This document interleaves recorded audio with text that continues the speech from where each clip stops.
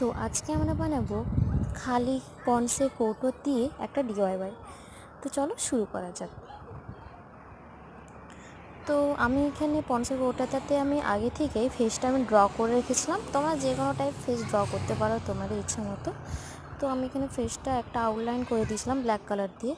আর এরপরে আমি ক্যামেলের red acrylic কালারটা আমি ইউজ করছি মানে মুখে, ওই ঠোঁটটার জন্য এবং ওই চোখের যে আইশ্যাডোটা সেটার জন্য।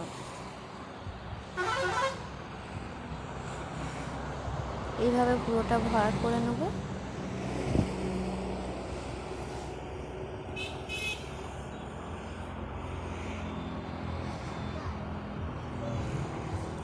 এবারে দেখতে পাচ্ছি কালারটা এখানে করা হয়ে গেছে। এবার কালার এই চোখ আর ঠোঁটের কালারটা করে হয়ে যাওয়ার পর উপরে যে ঢাকনার কালারটা সেটা আমরা রেড কালার দিয়ে পুরো ফিল করে দেব। আর লাস্টে একটা বো টাইপের ওইখানটা তোমরা ড্র করে নেবে।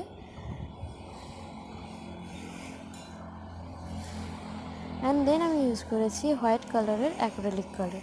অ্যান্ড তারপরে আমি ওখানে একটুকু ওই তুলির যে ব্যাক সাইডটা হয় সেটা দিয়ে আমি এভাবে একটুকু ডট করে দিচ্ছিলাম, এতে অনেকটাই সুবিধা হতো।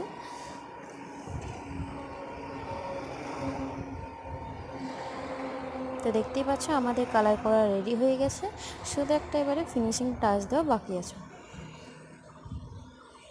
ফিনিশিং টাচ দেওয়ার জন্য আমরা এখানে ইউজ করবো ব্ল্যাক কালারের অ্যাক্রিলিক কালার এবং একটা বিউটি স্পট দিয়ে দেবো।